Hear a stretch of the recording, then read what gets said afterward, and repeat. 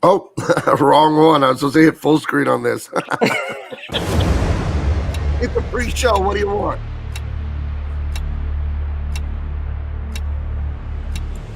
What if the fake news canceled the world's most beloved heroes? When a tragic attack ends the lives of precious innocents, our most celebrated heroes find themselves blamed and canceled by the media that once glorified them.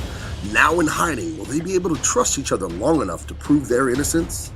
Well, they better fight as hard as they can, because if they don't, an even bigger tragedy is coming. And this time, it will cost millions of lives. Truth, Justice, American Way, the 64-page full-color graphic novel.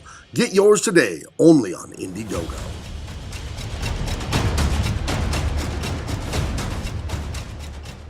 Guys, Thursday, September 22nd. My voice, I was talking all last night. 4 hours with Jericho Green and Shanthan Jetty about Batman 1989. We analyzed the heck out of that movie. It was a lot of fun. Check that out. That's in our double impact playlist on here. But anyway, first day of fall. It's nice. We had our bad weather in San Diego for about 2.5 weeks. That's the only bad weather we have all year. So we're back in the 60s and 70s, thank goodness. But I have great guests today. Andy Smith and his book, KORDRATH, The Reckoning. I am those of you that watch me and hear me talk about, a huge Robert E. Howard, Conan the Barbarian fan. So I'm excited to talk about this. Welcome in. How you guys doing? Want to introduce yourself real quick? What's that? Go ahead and introduce yourself real quick. Sorry. Well, I'm Andy Smith, 31-year veteran of the comic book industry, which is amazing considering I started drawing comics when I was a wee lad of 15. Wow. So I'm a young guy. Dennis will attest to that. I mean, he's the old guy. But yeah, so drawing comics for 31 years, Marvel, DC, Image, cross-gen, Valiant, yada, yada, yada. AndySmithArt.com. You can see it all there. Okay. Very cool. And I'm Dennis. I'm a huge comic book fan. Been collecting most of my life. I collected the entire X-Men run all the way back through #1. Been doing that since about 76. Wow. And finally had finished up my collection a couple of years ago. Do lots of role playing. Everything from Star God, you bring up your bedroom activities all the time, Dennis. Right. Yeah. Keep the role playing to yourself and your wife. I don't think so. So, and I'm a huge Packers fan, and yes, and you can tell we give each other crap day in and day out, and that's why we're here. And I'm writing KORDRATH. I was going to say, are you involved in KORDRATH? Because but that's right, you're a co-writer on that. So yes, he is. We'll get into that right away. If you have art and all that you want to share, Andy, but here's the Indiegogo. I'll drop the link in the chat for you guys if you want to check this out. But if you've never read Conan the Barbarian, do yourself a favor. I picked up the audiobooks on the suggestion of Dan Lawless because I'm familiar with Conan, the comics and the movies, but I never read the books. And I read them in the last 6 months. I didn't read them since I'm an artist. I listened to the audiobooks. I picked up the audiobook on iTunes for 99 cents. Get out of here. I think it's in the public domain. So I'll have to do that. Honestly, Gabe, I've never read them either. Oh, dude. I've only read the comics. So they're so good.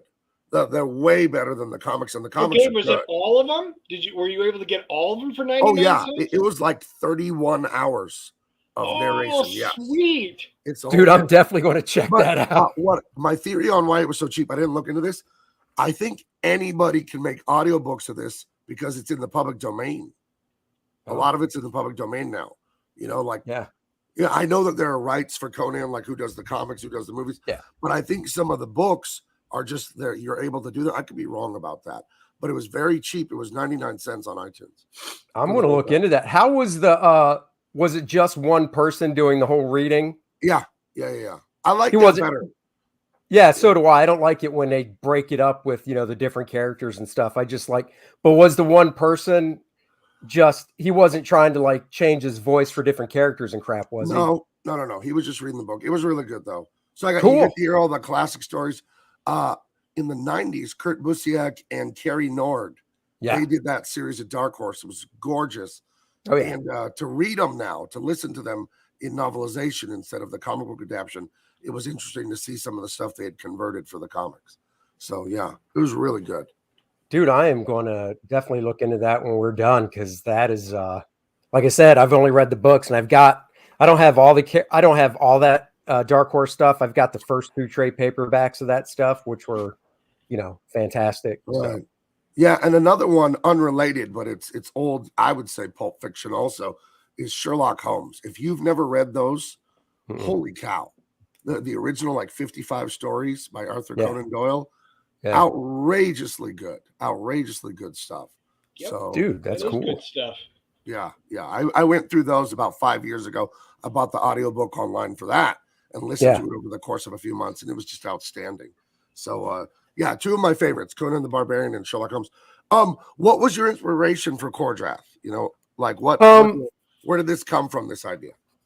We were, First Man was coming to a close last spring, as in not the campaign, but I was pretty much finished with the artwork and stuff. So it was in post-production, I guess. And Dennis and I, we live near each other. We were driving to a convention, and I had an idea that I wanted to do, I knew I was going to do something different after First Man. And I wanted it to be not in the real world, fantasy based. And Dennis and I threw it past Dennis, and the basic thing was I wanted there to be, obviously the male hero, a Conan type fantasy type character. And I wanted, obviously a female companion as well, because like I tell everybody when they ask, why did you want to draw comics when you were a kid? It was because I want to draw big dudes and hot chicks. Right. So, and that's the God's honest truth. That's what I would say when I was in high school. That's what I would say when I was broke into the business, and people were like, why did you want to draw comics? That's why. Heroic, I want to draw heroic fantasy storytelling, which also is superhero stuff, because, it's a fantasy world because there's nobody flying around and swinging from webs.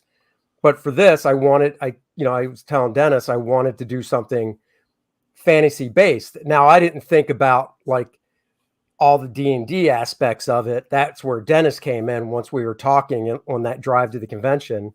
He brought up that stuff. And I knew Dennis was a big Dungeons and Dragons guy, and really enjoyed that type of stuff. And, he's gone through, and he'll correct me if I'm wrong in how the terminology of Dungeons and Dragons, but he's gone through every edition of Dungeons and Dragons from the first one in, I guess, the 80s up to the current 5th edition. Right. Is that correct, Dennis? 5th edition? Yep. All the way from the basic box set all the way up to the new stuff. Plus, I'm a huge reader. I've read all the Forgotten Realms novels, the Dragonlance stuff, Terry Brooks, even stuff like on a Pale Horse and, Piers Anthony and, Tolkien. I mean, how do you not read Tolkien? For me, a little tough to read, but you've at least got to read it once because it is a masterpiece. It's just a little wordy for me. Right. But it's a big background on that type of stuff. And I've been playing D&D since 84 or 7th season, a whole bunch of other role-playing games, basically since the early 80s, Marvel Superheroes role-playing games. So as we started talking, it just seemed like, well, we also have our own channel, the Dennis and Andy Show, and we interact a lot with our customers, I'm sure like you do. Sure. And one of the things that a lot of them were coming out and saying is there's a lot of role players. They wanted me to actually do separate segments just on that. And they love fantasy books. So as we started talking, we're like, our fans kind of like this. We really ought to look at going down that right. And that's what we kind of put our heads together for. Right. Well, yeah. And I think it's a good time for you guys to do this. You have and we don't want to get negative or anything because we do plenty of that on other shows, but you have wokeness destroying storytelling. Sure. I know as an artist that art is not subjective. Art is patterns. When you successfully create a pattern, the viewer of the art has dopamine release in their brain because, the pattern. Pattern recognition is survivability. So there's a little bit of science to how art pleases people. The brain rewards itself for recognizing a pattern. So when you write SJW stories with identity politics, you break the pattern of logic. See Game of Thrones, where they're building for years on HBO. Jon Snow, he's a bastard. He's small. He's a nobody. Ooh, he gets brave. He goes to the wall. He becomes a commander. He becomes resolute and strong. And they're building this math equation. and you can see what the answer is going to be down the road. All of a sudden, his little sister kills the Night King in the final episode or whatever. Oh, I've never seen that. Thanks. Well, too bad. But it's like, wait a minute. You just told me for 7 seasons, this guy was the chosen one, the Luke Skywalker, Gilgamesh, Beowulf. And then at the end, your punchline was wrong. And that's where you can see that art is not subjective. Taste is subjective, sure. But successful art, it's not subjective. There is a science to this. So if you haven't checked it out, guys out there, Joseph Campbell, great writer. He wrote The Hero's Journey. Mm-hmm. He wrote The Hero with 1,000 Faces. So I think to have good fantasy work right now, like what KORDRATH is going to be, A Hero's Journey, that's excellent, because you have the Game of Thrones stuff and the Rings of Power, and they're bad because they don't follow the hero's journey. They ham-fistedly force in identity politics, and that breaks the story. Just forget your politics. I don't care what your politics are, left, right. It doesn't matter when you don't honor the pattern of how you create art, how you write a joke, how you write a story, how you create character arcs. You're not writing a story. You're writing nonsense that's unsatisfying. So I think it's a perfect time to have good fantasy genre stuff. So is KORDRATH, is it the typical hero's journey kind of story? I mean, it definitely has those aspects to it because, you know, the book starts off, there's different tribes, and Dennis can get into that, but there's different tribes in this world that we're building, and KORDRATH belongs to the Red Lions. That's why, you know, he has that one certain tattoo. Adriana belongs to a different tribe. And, you know, it starts off, the tribes all together. Something happens, because I don't want to give away spoilers and stuff, but basically, you know, KORDRATH, when the story starts, he's not a leader or anything like that. He's just part of the tribe. But through these events that happens in the beginning of the story, he has to pick up that. And I mean, it does say in it, his tribe gets slaughtered, basically. And when that happens, he's out, you know, servicing, you know, doing something for the tribe. He's just not out gallivanting around. He's doing something specific. So it just so happens he's not there when all this goes down. And when he comes back, he sees the destruction and what happened to his tribe. And at this point, he has to take on that mantle. You know, he has to avenge his tribe. And, you know, and there's a specific reason, of course. It wasn't just, you know, the Necronite, who's the big bad of the story. He just wasn't, for shits and giggles, like, you know what? I got nothing better to do. Let's go slaughter this tribe. No, he has a goal in mind. And part of it was having to do this for what he's in search of. And, you know, obviously, little did he know, not everybody was there. So that's where it kind of will come to a head when KORDRATH goes on this quest or journey to track down the person that, you know, did this to his tribe. Because obviously he doesn't just get there and be like, well, this must be the Necronites doing. He doesn't even know who that guy is. So yeah, it definitely takes that hero's journey for sure. And you'll see him grow throughout the story. And I think, you know, there's a reason, again, to bring this back up. Joseph Campbell's Hero with 1,000 Faces.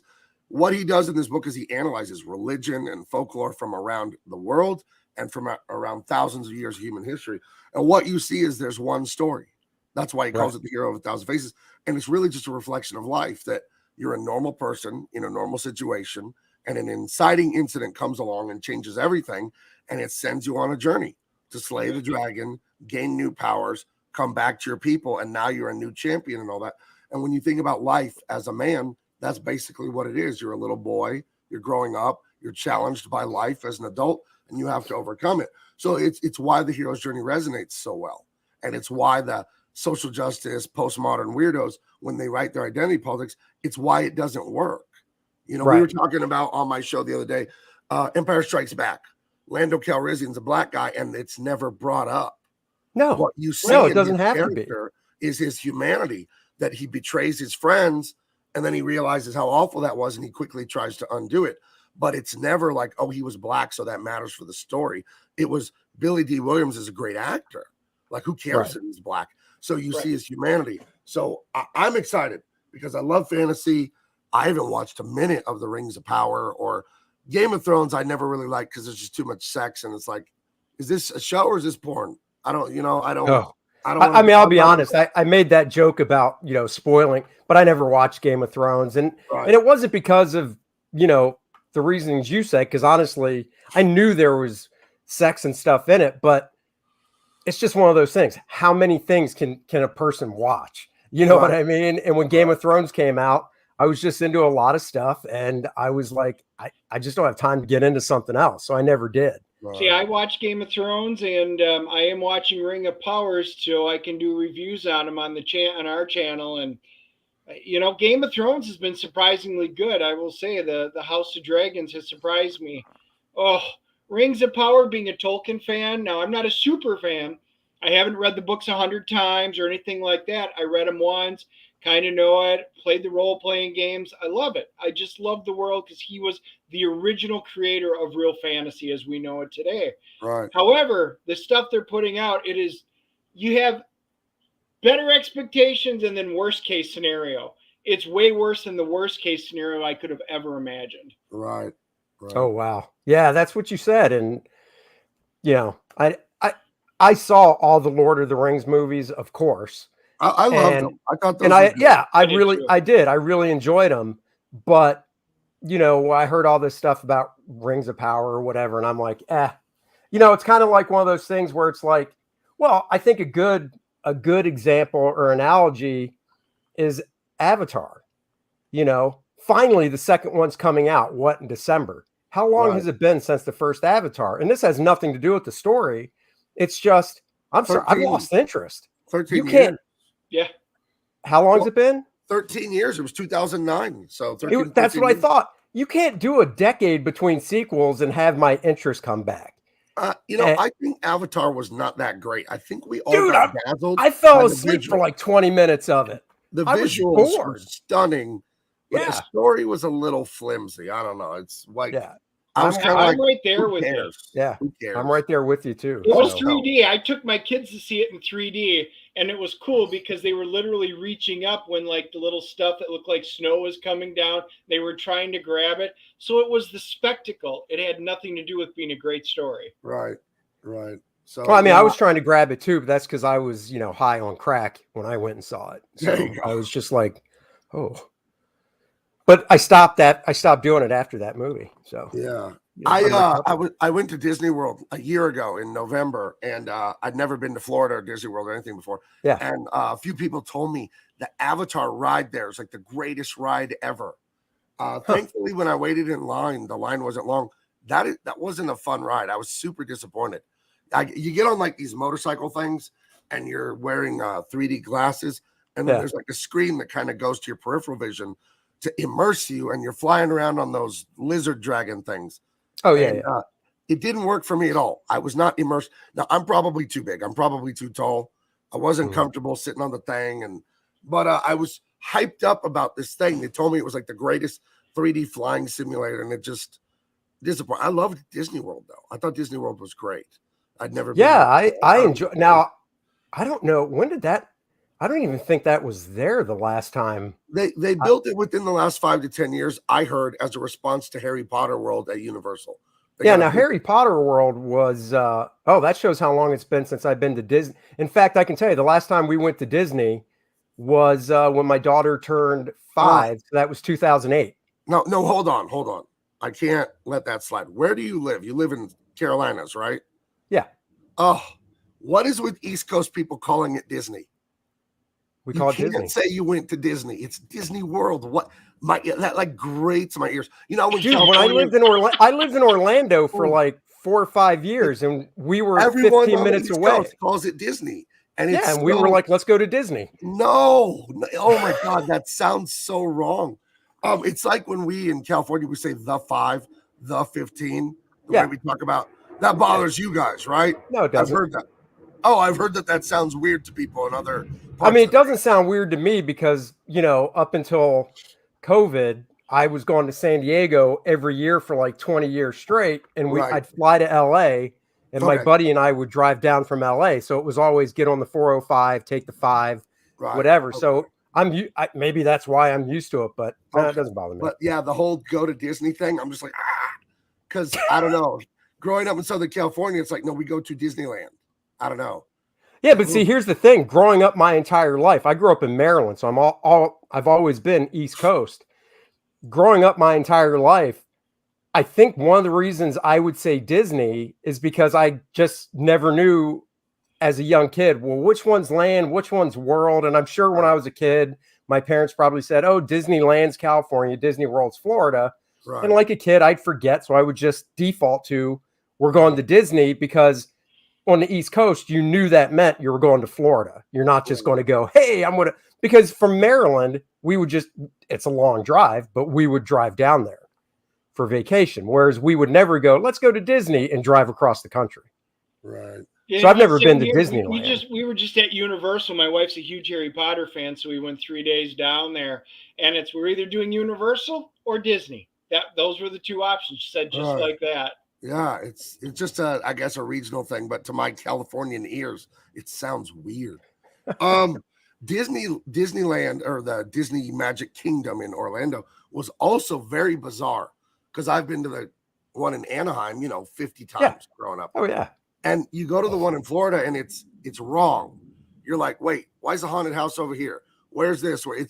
It's a surreal experience. And I bet you, obviously, the reverse is true. If you grew up going to Orlando, and you finally make it to LA, you're like, it's just. Well, see, I'll ask this, and I'm sure Dennis knows lots of this stuff, and I know you know the answer. Which one came first? It was Disneyland in California, right? Oh, yeah. Wait, that's 1955. The one in Florida is 1971. So isn't Disneyland in California technically doesn't have as much stuff? It's just smaller, right? Well, they don't have the room. Right next to Disneyland are literal neighborhoods, like housing is right there. So. Oh, really? Oh, well, because, Disney World in Florida, and I know somebody that lives there, they have their own neighborhood that you can buy houses to live in and stuff. But it's, damn, now I'm blanking on the name of it. Oh, Celebration. I think the neighborhood's called Celebration. Right, yeah. And the houses, it's weird driving through it, because it really gives you that Truman Show feel with the way the houses look and stuff. Right. All perfect, manicured lawns and all this. But it's one of those things. Even though it's on Disney's property, if somebody's selling their house and when they first built it, you could go live there and whatever.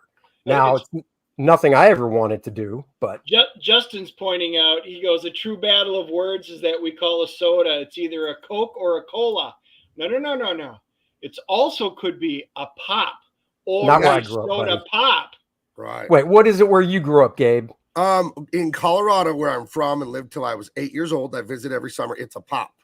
Yeah. In San Diego, it's a soda. Okay, where I grew up, it was a soda. Actually, it's a pop. We're gonna go buy some pop at the store, So. Yep. Actually, where I grew up, it was Coke. And here's what's funny. So when Dennis and I go out to eat somewhere around here, he'll just be like, and I can't fathom it. And I'd say it's a 50-50 if the waitress either just goes with it or has to ask a follow-up question. But, they'll be like, what do you want to drink? And I'm like, just give me a water or whatever. And Dennis will be like, I'll take a diet. And that's all he says.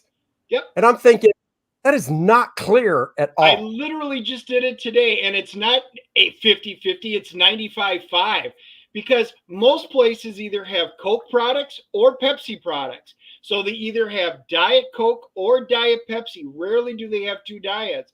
So if I say I'll have a Diet Coke, they'll be like, oh, we only have Pepsi. Is that okay? And so now I just say, I'll do a diet. Okay. And almost always that's all that'll be down there. Unless, like when I was with Andy one time, she goes, oh, Diet Coke or Diet Dr. Pepper? We have both. Holy crap, you got two choices? I'll do the Diet Dr. Pepper. So that's the one instance that Andy happened to be there. Xanadu. What do they call it in KORDRATH's world? In KORDRATH's world, he's just like, I want something that'll get me. He's like, I want something that'll get me drunk and hammered. It's mead. Right, it's mead. Soda. Right. It's mead. Sarsaparilla. So when people get this, I mean, it looks like it's a ton of fun. You got violence, you got sexy women, you got this strong dude. That's amazing. What kind of world is this? Is this a Tolkien European setting? Is it like a desert thing? Is it Arctic? Like what's the setting for this? Can we talk about that? It's definitely not Arctic and it's not desert, but go ahead, Dennis. The way he's dressed, it better not be Arctic. He's it absolutely is not Arctic. It is in a mountainous region. They are a nomadic tribe. There's 11 tribes in the area. And like a lot of the nomadics, as winter comes, the food sources die out. So they obviously have to go south, and then they come back because they actually have their ancestral mounds. Ancestral mounds in this world mean a lot because it isn't just where their dead's buried.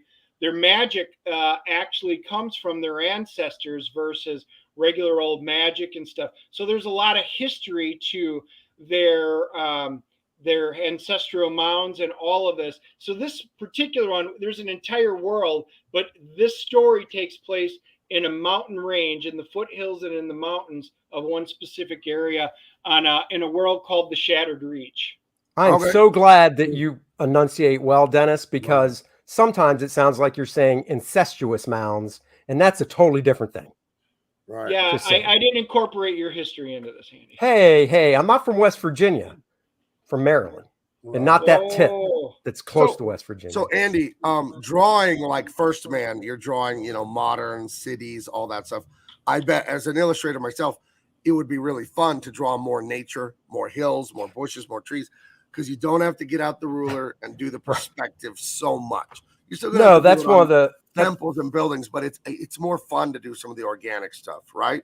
Well, that's one of the nice things about it. It's not only that, it's a style change too, because when I do superhero stuff, I really do think of doing superhero stuff more slick and clean, which it's not that that's my natural style. It's just that's how I envision superhero stuff when I draw it.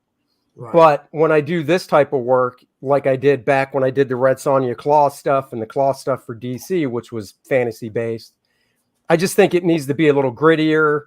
So I take a totally different approach when I ink the stuff as well.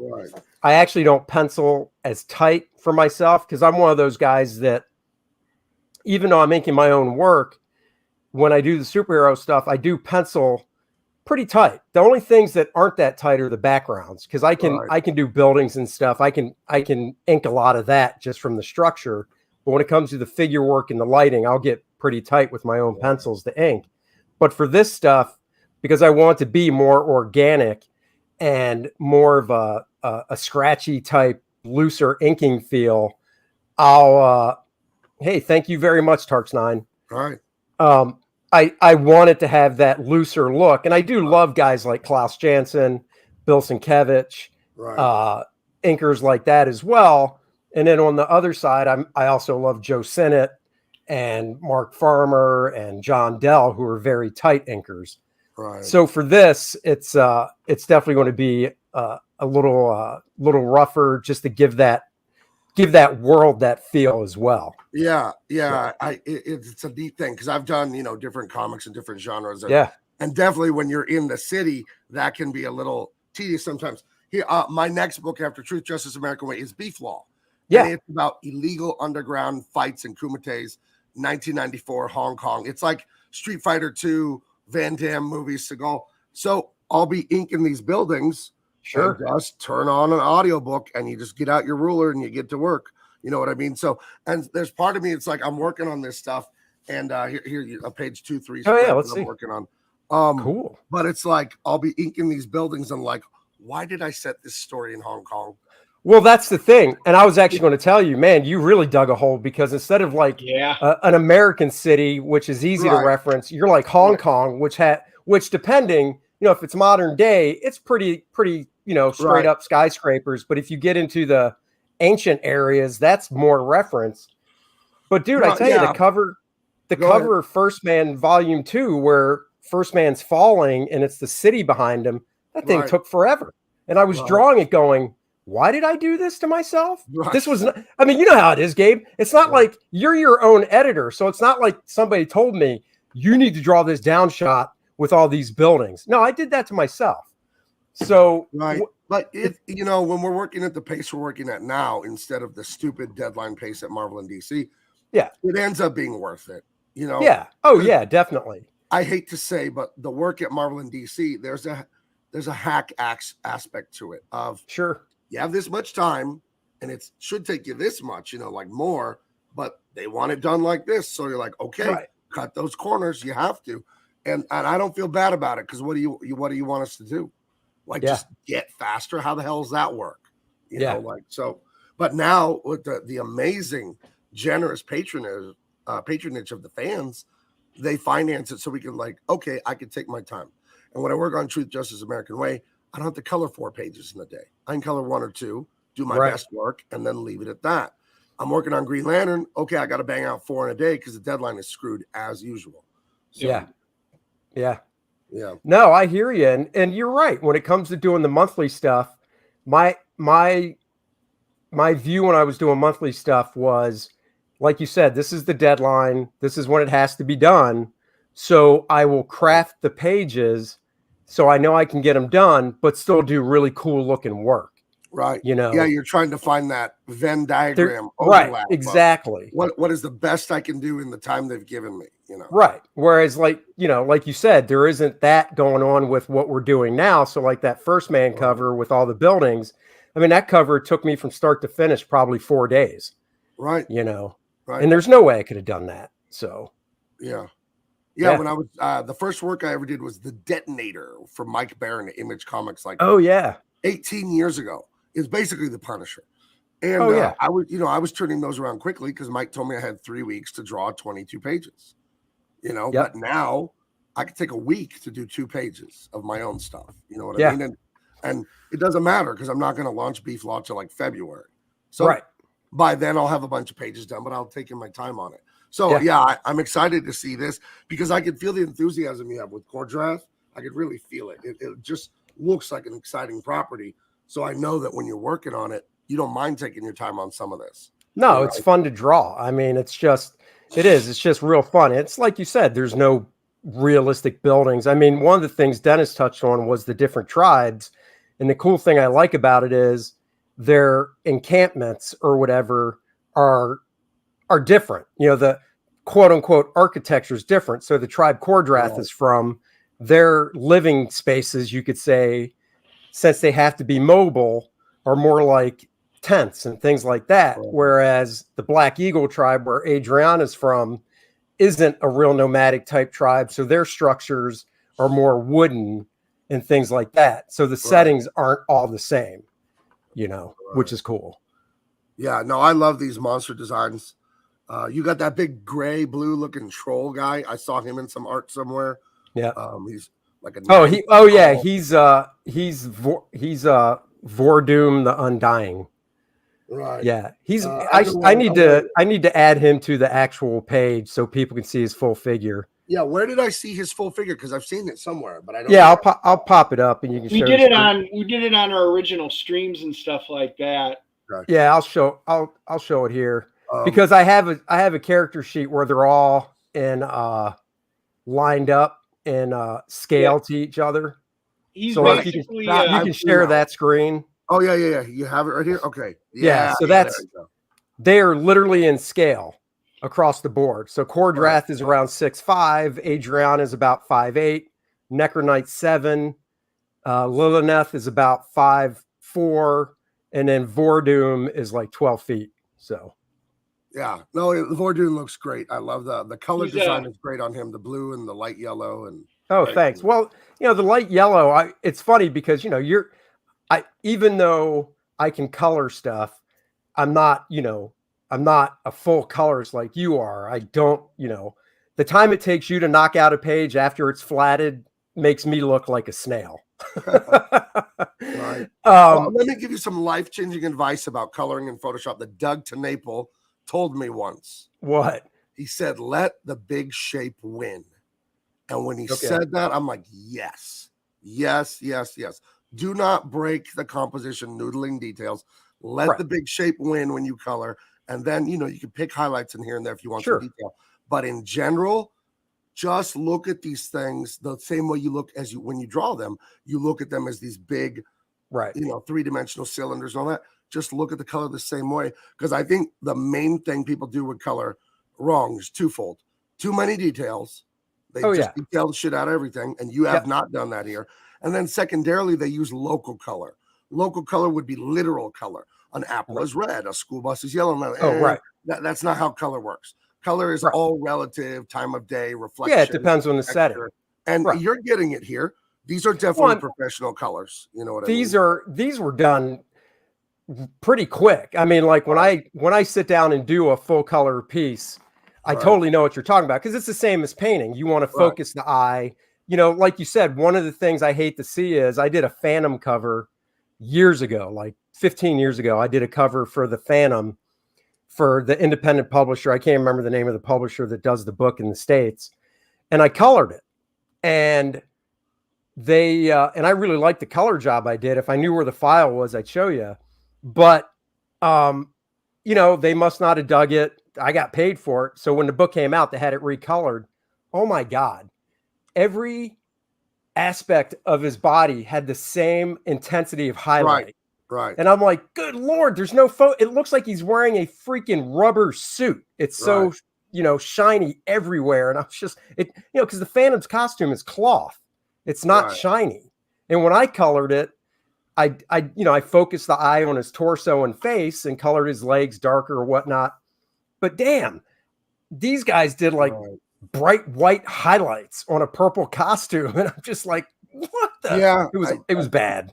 It's just not an understanding of, I think composition matters the most. And you can do that with color by respecting the big shape that's there. Right. Where are you leading the eye? What is the focus? Laura Martin, the great colorist for Wild Forever, then moved over to CrossGen and then Marvel. She said on an old website, it was like called Comic Colors or something. Her and Dave McCaig had a website like 20-something years ago. I would read notes on there. And she said her 3 keys to coloring were mood, depth, and focus. That's what you're trying to accomplish with color. And I was like, okay, yeah. So someone asked me a direct question. Hold on, I saw it going by. Timothy Fitzgerald, how many pages of Truth, Justice, American Way are finished now, Gabe? I will not tell you that because David Williams and I, we're going to have a big chunk of it out, penciled, inked, and colored in the next few weeks. I can't say exactly when because that's being worked on. And we're also going to be talking about the book and when it's coming out because we said October. So many of you know David Williams, his wife, his family, they dealt with some real tough medical stuff that went on. So we have great news about it, though. So that did put things behind. But I've never missed a deadline in my life, and I don't think David has either. But this is life and death stuff. So this is way more serious than comics. But we have good news. And David and I and his wife and all that, we're going to talk about that probably in the next week or so. So definitely, you're going to see some really great stuff. But there were some schedule challenges, just things beyond our control. Some medical stuff that was very, very heartbreaking. But it's good news now. So that's good. Yes. And David was in the chat, so I don't know if he's still watching, but what's up, brother man? How's it going? Right. And thank you, Ellie Munoz. Listen, I paid the price to learn how to do this my whole life. I put in thousands and thousands of hours of study, and to this day, I study still. And I know Andy does, and any one of us that is serious about this, you never stop learning. I think one of the keys to trying to be a wise person is constantly reminding yourself all day that you don't know everything. You don't know. Don't ever think that you know what you're talking about or you're the best or whatever. You know, I know that I'm good, but I know that I can learn more. I can learn more. I can learn more all day, every day. You know? Well, I think one of the things going back to that hero's journey for artists, and not all of them, because let's be honest, we could probably name some names of guys that have just got to a point and kind of just settle on their laurels and go, no, I'm good. I'll just keep doing what I do. But for me, I'm always trying to get better and try different things. And it's like for my whole career, it's always been like 2 steps forward, 3 steps back, 2 steps forward, 3 steps back, even after doing it for, like 30 years or so. Right. I still have that where it's like, all right, I want to try this. And it's like, oh, this seems cool. And it's like, oh, there's this obstacle in my way that pushes me back. And you just have to keep pushing forward and get through it. Well, I would tell anyone trying to achieve anything in life, whatever it is, spiritual, financial, physical, direction is more important than location. We can emotionally get caught up in where we are. You're trying to save money. You're trying to fix a relationship, whatever. Don't worry about where you are. Worry about where you are compared to yesterday. And even if you only moved an inch forward, you're headed in the right direction. The time is going to pass anyway. You will get to your goal if you do one thing: be consistent.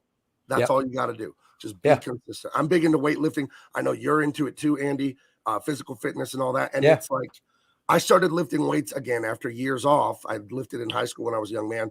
Then I quit. Then my wife bought me the full Olympic set. I started lifting weights years ago, and I wasn't as strong as I wanted to be 7 years ago. Now I'm like a monster again. I can lift tremendous amounts of weights, but it was just consistency. You know, I just stuck to it 4 days a week, Monday, Tuesday, Thursday, Friday, and that's all it is. People think there's a magic trick or some, oh, you're talented. You just knew how to draw, Andy, out the womb. You could do this. Yeah, right. Like, no, being an artist, you're talented in a way that you understand what matters and what doesn't in pattern recognition. But it's like being 7 feet tall. That ain't going to put you in the NBA. It'll help, but it doesn't put you there. And here's how you know it. How many human beings are 7 feet tall versus how many are in the NBA? Right. Just a fraction of 7-footers are in the NBA, right? Sure. So it didn't just put tall people there. So yes, art, there's a talent where our brains have this understanding of how to organize patterns and what lines matter and what don't, but you're still not good at it if you don't practice consistently. So yeah.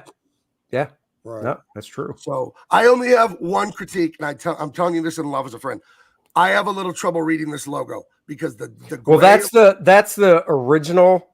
The new logo is brighter, and I had my guy that designed it lessen the stroke so you can actually see negative space in the D and the R.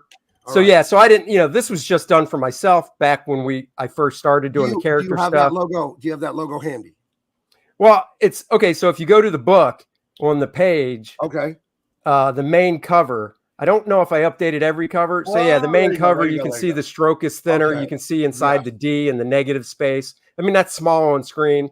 The top is brighter. It's still not, I'm still going to play with it. I mean, you know how it is. It's when the book comes out, that's when it's final. Okay. No, now it's it's here. Better. Right. Because if a logo, you got to be able to squint and read it. You know what I mean? Oh yeah. Okay.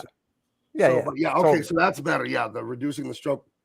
You got to. No, I go with, I see logos and, I get it. It's 2022. So you can play around with stuff, but I've never been a fan. I'm a fan of old school, Marvel DC, where you go by the rule of thumb of you want to be able to read the logo from 3 to 4 feet away. Right. When you walk into a comic shop, they're stacked, like this. So you can only see the top third where the logo is. And you want to be able to read it, actually 5 to 6 feet away. Right. And you see some of these new logos on books that are like cursive handwriting, real thin. And you're like, I can't read that. Right. Right. No, I'm currently in the process of working on the Beef Law logo, and Rini's helping me with some Chinese for it too, because it takes place in Hong Kong. Sure. So it's gonna be in English, but then like the Akira logo, it'll have it written in Chinese too. Oh, that's cool. So, but that it's unnecessary for the. I was kind of inspired by. Hold on, let me see this right here. It's not going to be the same as this, but I was kind of inspired by. This. Oh yeah. Where it says Akira, and then it's written in the Japanese kanji or whatever. So I was going to have like Beef Law, and then have it in Chinese too, just to get a really neat. Because that calligraphy they do in Chinese letters and in Japanese is so beautiful. Yeah, it's gorgeous. I did a Truth, Justice, American Way logo in Arabic, actually. I couldn't get it to work. I was just fooling with it. But I don't know. My degree from college is a degree in graphic design. So cool. I'm the guy, when you go out to a restaurant, when you drive by an old hotel from the 50s, I love good graphic design, and I always notice horrible graphic design. I've had a joke about it that I came up with my buddy TJ in college. When we would see a horrible looking menu, a horrible business card, it was my brother did this. That's what we called it. Right. Yeah. Or the person is like, I need a logo for my popcorn stand or whatever. It's like, oh, my brother has Photoshop. Pay him $20. It's like, it's going to fucking look like it too. So. And that's the thing, like the guy that I work with, Steve Dutro, who letters all my stuff, we went to art school together. He's been doing it for 31 years as well. So he started off hand lettering, and everything he designs by hand. He just doesn't go, well, here's a good font. Let me mess with this. Right. No, he sketches it out and designs it by hand. So that's why I like working with him. Right. So no, I think that's one thing in comics that's it's kind of like music in movies. It's ignored by most people, and it's so important. Oh yeah. And I think the graphic design in comics and a lot of stuff, it's ignored. And it's so important. It's so important. Yeah. You know, I love this cover here. It makes me wonder what a KORDRATH book colored in this 70s style would be like instead of colored in a modern way. I don't know. Well, you know, so the thing is, I think I'll be honest, right now I'm still trying to find the right colors for it. And the guy that colored the wraparound cover that's not going to have the logo and stuff is somebody I've worked with before from he actually lives in India. And we worked with him. We discovered him, I say weeks, it was Bart Sears and I discovered him when we were doing stuff when we did Ominous Press a few years ago. And I like his stuff. So I still need to talk to him about it and stuff. But, you know, it's not going to be colored. And this isn't obviously anything against Dan, because I asked him, you know, Dan Lawless covered the main cover, which is very painterly, but you know, Dan likes to color covers. He doesn't want to color full books, which I get because, you know, he's a penciler, inker, full around artist himself, and he has his own projects he wants to do. And so I totally get it. So, no, he did a nice job on this one. It's pretty cool. He colored Bud Root's cover too, the Lilith one. Right. Where's that? Yeah, this one. That's that one. Yeah, he colored that one as well. So. Yeah. Okay. Well, so KORDRATH. How many pages is KORDRATH? What is the description? 64 pages as of now, and obviously it's square bound. If anything, it would go longer. So it's 64 now. We're not doing like stretch goals. Oh, if we hit this, we'll add pages. We're just taking it as in the story we're crafting. If it goes, it will definitely be 64. But if for some reason we look at a scene and go, this needs to be expanded, then the page count expands. Right. That's just the way it is. I would say that's the beauty of the fans here. The link is in the description. Please back this book today. But that's the beauty of you guys backing this stuff as patrons, is that we can be more purely artists and less like part of a corporate machine. And what Andy's saying right there, it's 64 pages. But if he needs to bump it up and add some pages to make more sense, he will do so. Corporate comics, that doesn't go on. You know what I mean? We think it's all fun and it's art and you're working for DC. Well, you realize it's one of the biggest companies in the history of the world. They could really give a shit about art. Right. And you nailed it. It's corporate because usually, you know, we all know comic books are 32 pages, but the stories are basically 20. Right. But let's be real. If they really want to service the fans, they'd be like, the script you wrote for 20 is good, but you know what? Maybe we should expand a couple things because we've got 12 extra pages, but they can't do that because they've got to satisfy the advertisers with those 12 pages of ads. Right. So, yeah. And I was talking to David on the phone the other day about Truth, Justice, American Way.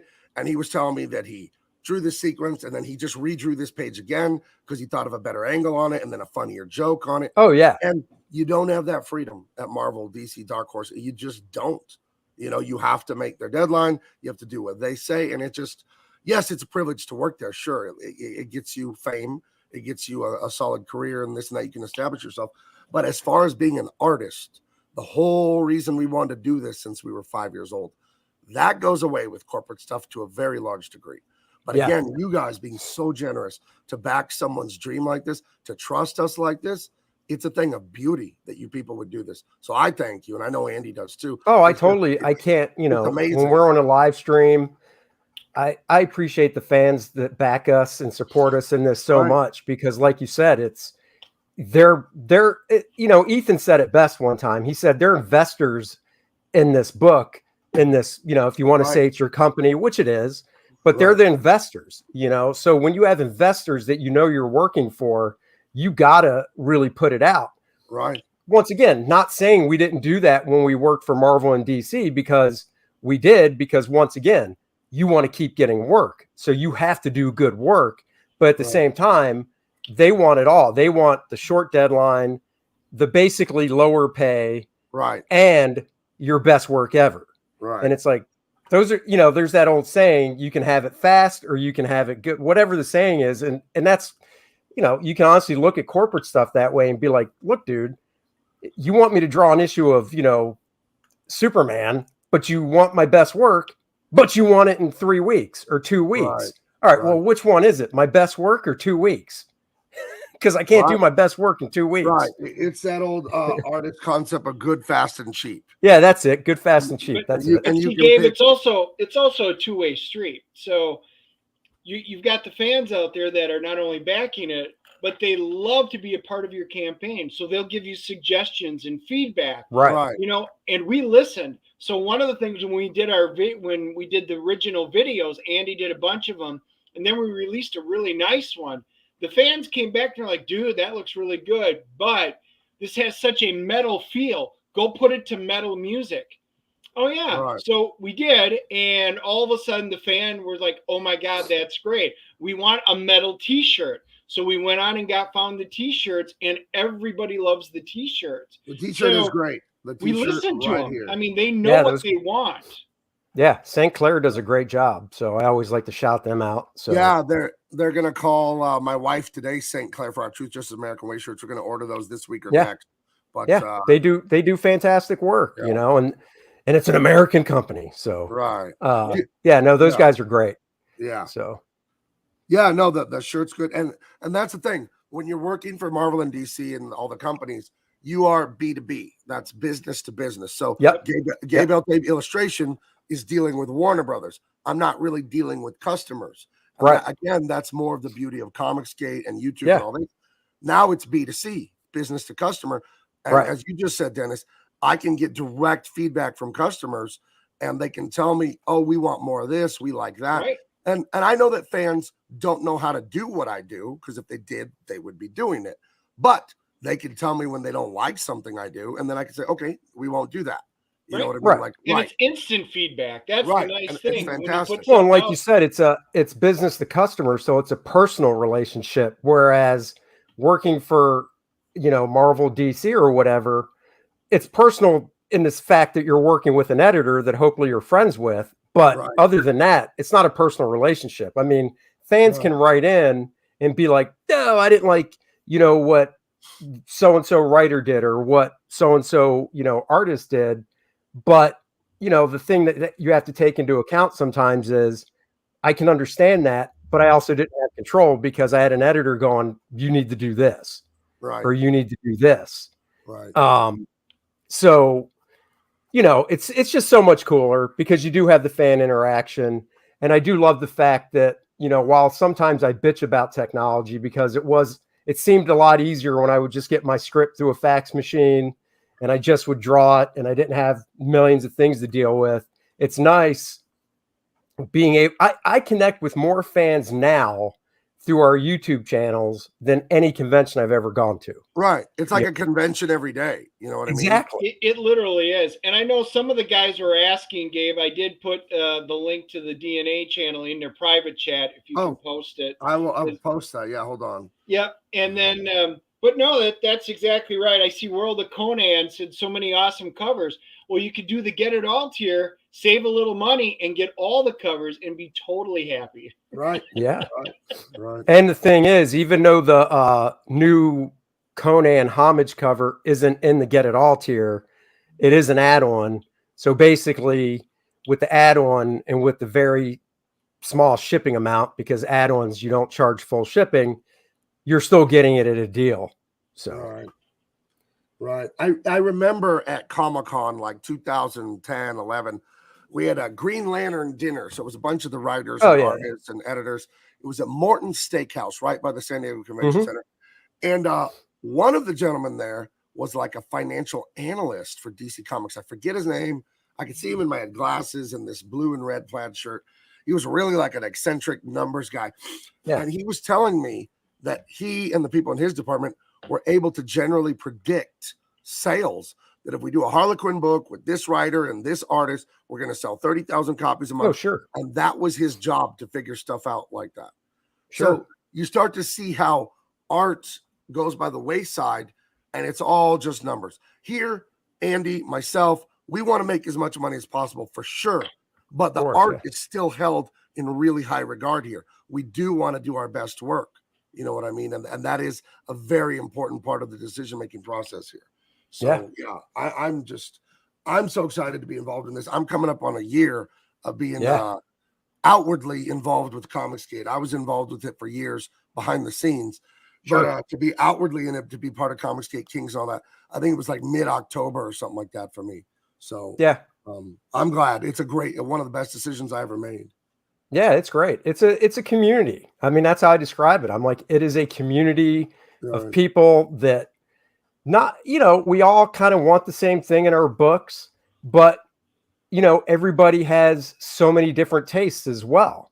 If you look at all the different things that are out there, genres of comics through Comicsgate, there is something for everybody, So, and the one thing is, everybody in CG really wants to put out good books, and everybody wants to help each other raise their bar. So, when you look at the original products, and as it goes through, the bar gets raised literally every time somebody launches a campaign, and it's fantastic. The stuff that customers are getting, it's way better than the stuff that you're going to get from the big two or the big three. Yeah. Oh, here's a good question. Hold on. Jimmy Meldrum. Is KORDRATH dropping its first installment? He's a bit behind. He'll watch the beginning of this podcast. I guess what I'm getting from this question is this a standalone, or is this a universe you'd like to keep going with? No, it's pretty much like everything we're doing. I mean, you could probably say this with Truth, Justice, and American Way. It's a standalone story, because the one thing I really try to do with all this stuff, whether it's First Man or now this, and I imparted to Dennis when we started this, is it's got to be a standalone story. I do not want it to say to be continued, because to me, that's fine for a 22-page floppy that comes out monthly. Right. But what we're doing is more of a yearly European model, where we're putting out basically an album, and it needs to be this standalone story. Right. It can have these little plot threads that obviously would carry through, but the major part of the story, the major plot, has got to be wrapped up. And then, yes, are there more tales of KORDRATH? Oh yeah. I mean, what Dennis initially sent me as an outline, I was like, holy crap, that's great. Which one of these is the first story? Right. Yeah, literally, I've got enough out there right now where we could continue it for like 9 books. Right. And but no matter what we do, each one is a complete self-contained story. It's kind of like Breaking Bad. It's episodic. Here's a complete episode. It's everything you want. You start, you middle, you end, and you're very happy. Now there's always the next one. If you want another one, there's another one. Same type of thing. Right. Beginning, middle, end, all self-contained. And that's what I think good writing will show. Yeah. Right. Let's see. Interesting question. Are there other people at the big two or other companies involved currently behind the scenes of CG? There could be. I don't know. You know what I mean? Yeah, I was actually going to say, I don't, and I'm not just saying this because I don't want to out anybody. I really don't know. I do know from going to conventions, I've talked to other professionals that are working for them that come up and they're like, I watch the Kings every Monday night. You guys are awesome.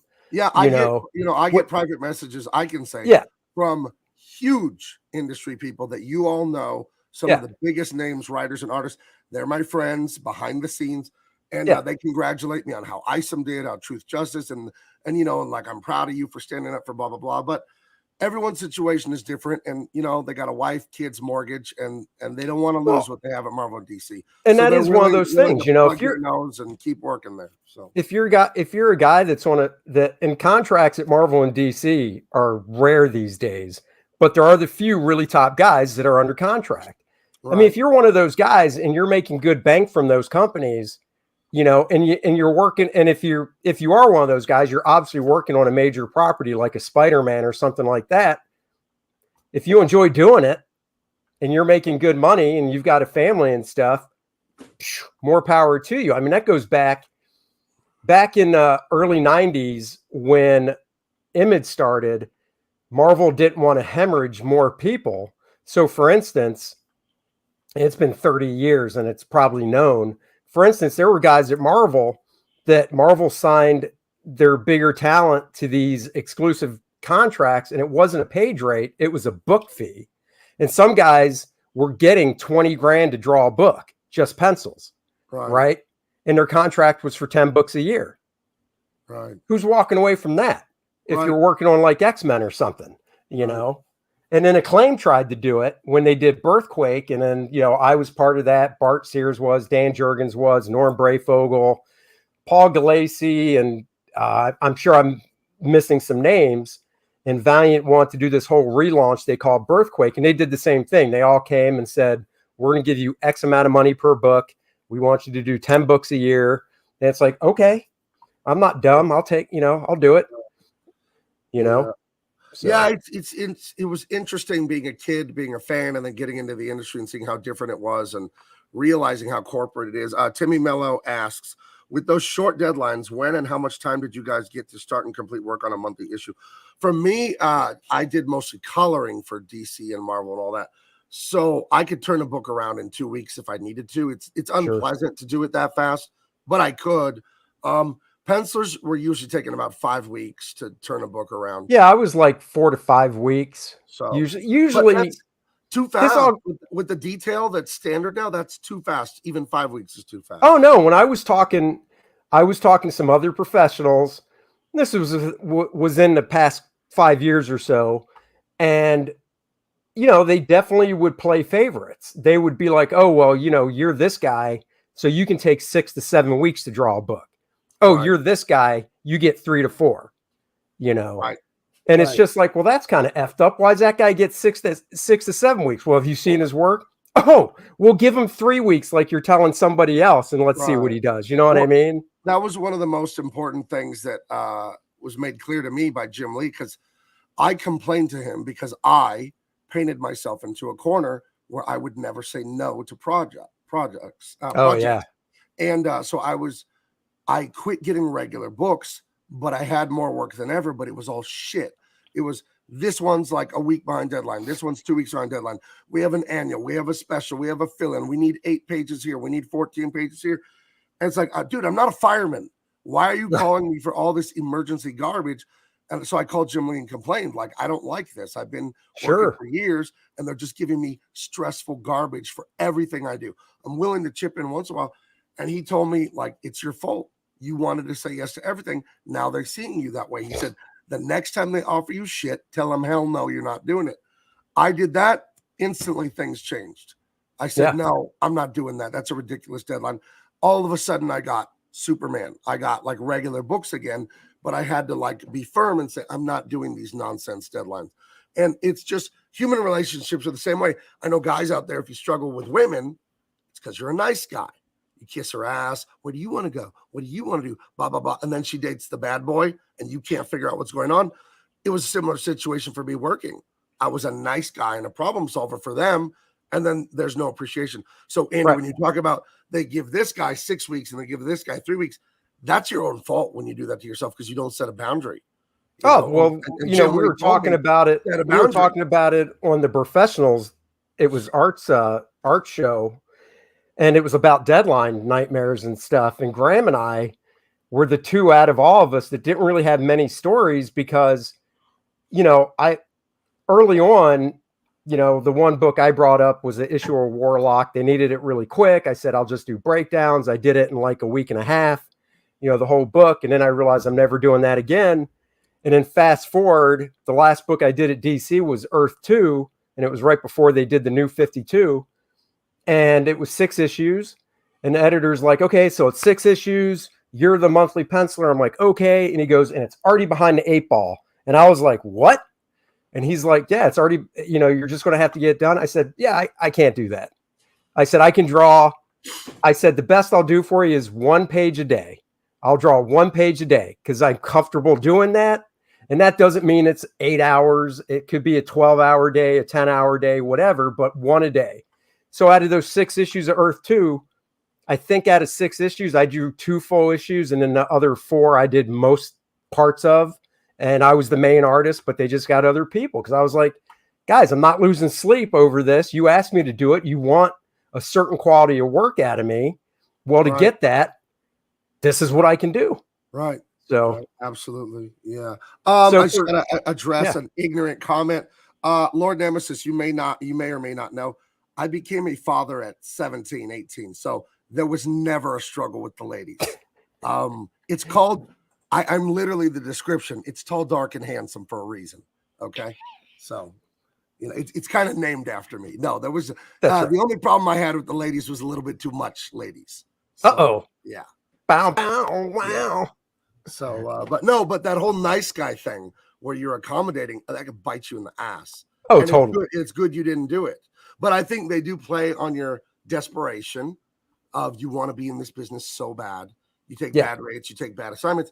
And then further, having a child at 18, a wife, we were poor, like dirt poor for the first 5-10 years of our marriage. And I was never going back. So it's like, okay, I made it into professional illustration. I'm making good money. I'm not going to screw it up by saying, no, that was a mistake on my part. That was a miscalculation. So, yeah.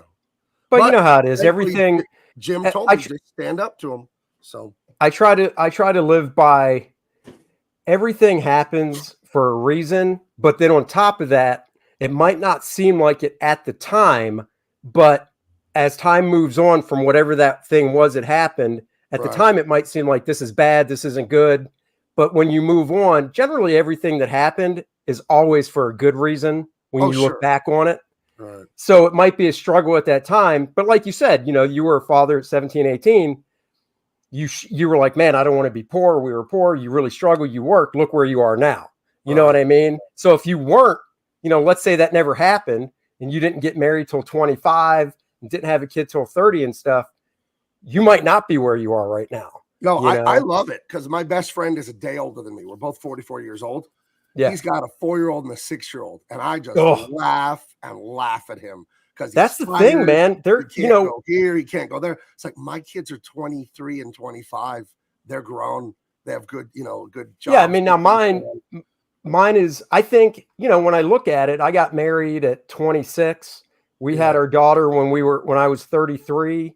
So that's about, you know, that's about average, I guess. She's 19 now, but I couldn't imagine having like a 4 or 5-year-old right now. Oh, no way. No. No way. No. I don't even want a puppy now.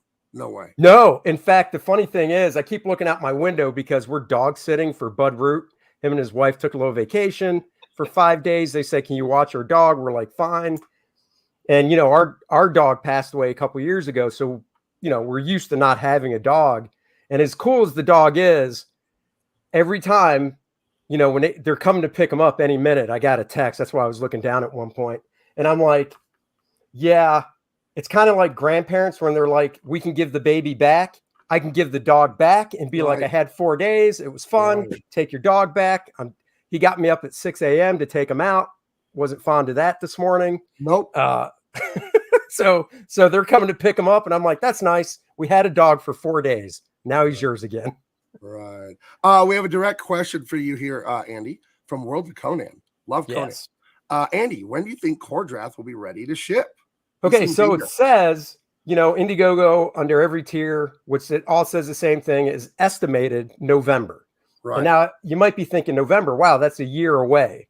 And part of the reason is, one, to answer your question directly, before that, because I went into this campaign thinking, you know what, I'd rather put it out and ship early than put a date down and be late. Right. And what happened last year, so First Man Volume 2, I had for May 2022. It shipped May 2022. But in January of 2022, when I was still drawing the book, I was towards the end of it, but I was, you know, I was a little nervous, like, man, I hope I make this because I'm such a deadline guy. Right. And you know, people were like, well, what page are you on? And I tell them, they're like, oh my God, you're fine. What are you worried about? And I'm like, I don't know. What if I break my hand? You know, whatever. Cause I'm a paranoid type. Right. So it shipped on time. Everything was good. Well, with this book, one of the things you learn from crowdfunding is the first 2 months is really a lot of promoting, going on different channels. Like, you know, Gabe is nice enough to have us on and promote. And we've got another one tonight. We've got 2 tomorrow, whatever. So you don't really have, for those first couple months of crowdfunding, when it's the most important, you don't have a lot of time to sit down and just solid work for like 8-10 hours straight. because your day's broken up by stuff like this. So I was like, you know what? Dennis and I talked about it, and I said, I'd rather give me some padding or give us some padding. So I padded it for November, but I'm hoping it'll ship sometime during the summer of next year. Right. So, yeah, that's good. You got to under promise and over deliver, you know? Exactly. I would always do that to editors at DC. Like, dude, so did I. If it was a bad deadline and they're like, oh man, can you get it in by, Thursday or whatever? I would say, it's looking more like Monday. And then I'd give it to them like a day before they originally wanted it. And they'd be like, oh my gosh, thank you so much. Yeah. And in my head, I'm like, yeah, that's what was going to happen the whole time anyway. So, no, that is true. Right. So yeah, I want you guys all to check out KORDRATH. The link is in the description. Thank you. Yeah, definitely check it out. It looks fantastic. This looks like the work of Andy's career. I can feel the energy and the enthusiasm on it. I can feel that it's resonating with what's culturally going on, that fantasy is so popular, but we need good non-woke fantasy. This is just a hero's journey. It ain't political. It's just fun. It's just relatable to humans. If you're human, you will love this. So the bar's kind of low on that aspect, which I love. I do comics like, First Man was this way, Jungle Lords Ultra, the first crowdfund I did was the same way. This will be this way. Well, this is a fantasy thing, so you wouldn't really get into it. But with the real world type stuff, you wouldn't read any of my books and be like, oh yeah, I can see which way this character goes, politically. No, right. There's no reason. It's all good. No reason. Yeah. No reason to call our fans idiots if they disagree politically. That's stupid. Yeah. So, don't have time for that. Is there anything else you want to promote before we get out of here? Because I have to get back to the record setting. Eric July book Isom 2 is being done and drawing more and more Beef Law. That's what fills my days right now. Dude, I can't wait. I got that email from Eric, mass email, but saying, they're starting to ship, hopefully to do I think he said 4,000 a day or something. Wow. Right. Well, we're already on Isom 2, already over 40 something pages are drawn. I've already colored pages. So that one's already in the works. Nice. So I guess promotion wise, just please check out KORDRATH, back it. Yeah. If you have any questions, feel free to contact us. And my YouTube channel is just Andy Smith Comic Artist. So go subscribe to that as well. And Andy Smith Art on Twitter, Facebook, and Instagram. There you go. Right. Anything from you, Dennis? And then I'm just Dennis Turner on Facebook, and on Twitter it's at Dinjas, Dinjas Comics. Okay. I was gonna cut it there, but I love this question because I'm a Conan nerd. So we'll one more bonus question, then we'll go. Cadmus asks, is KORDRATH a different world, like a parallel universe, or does it take place in the past in a forgotten time, like Conan in the Hyborian Age? What is it? It's its own world. It's called the Shattered Reach. It has no connection with Conan. It's just Conan-esque in a way, in terms of the feeling in it. But yeah, it's a self-contained, very large, detailed world. Cool. Very cool. I hope, and maybe you haven't thought of it, if there's room in the book for a page or two of a world map. I am a map fanatic. Like literally for my birthday this year. We'll tell you this. Okay. You don't have to scroll down, but so the first two stretch goals are character cards where, you might as well, since I'm bringing up what the first two are. Well. Okay. So the first two stretch goals are character cards. They're 7x10. They're heavy stock. And I told Dennis I want to do a cool character shot on the front, and on the back, let's just throw their stats. And Dennis is like, I got a better idea. I'm going to do their stats so they're SRD compatible, so you can actually role play with these characters in role-playing games. Very cool. So one of the stretch goals is a 7x10 on cardstock, heavy stock paper map. So very cool. Very cool. So there'll be a map of this world potentially. I am a map junkie. I love maps. There is a map. So. I'll just go on Google Maps and look at maps. Since our whole marriage, like over 25 years now, my wife has always bought me the Rand McNally Atlas. I have maps just tacked up to the wall. My daughter bought me a map of Las Vegas. It's one of my favorite cities. I love maps. I've always loved them. I remember one time in college, I was an African art history class. Yeah. And I overheard this girl talking to her friend about some topography she did for like a graphic design class, how she made a bunch of maps. And she was a really pretty girl. Melissa Moses, very pretty. And I heard her talking about maps. I got all excited. And I said, "Oh, maps? You have maps? How did you make it? What class is that? Can you show it to me?" And she like got weirded out that I was hitting on her because I literally was like so excited about maps. I'm like, we can make maps here at the college. They teach that. And so I'm a map junkie. So if you guys have a cool map for this world, I'm all in on that. So real quick, and then we'll cut it because I know Bud's going to drive up anytime. Right. Before I went to art school, I took a year off after high school before I went to the Kubert school. And so if you're a map junkie, you'll know the term. I was a cartographer for a year. Sure. Wow. I worked at a place in Maryland that the whole company, they made maps, but they made floodplain maps. Cool. And this is before computers. So I had to cut the rubylith and stuff so they could, to peel up for the certain floodplains and stuff. And I had to use the really tiny swivel X-Acto knife. And because I was really good with a brush, they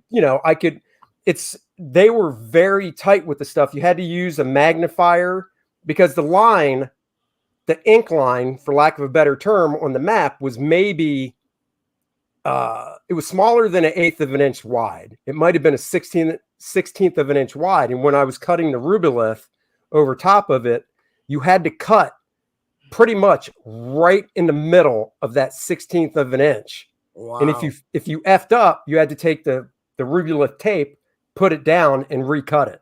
Jeez. And my supervisor would come by with those little magnifiers that the diamond guys use. I can't remember what they're called. It's a jeweler's loop.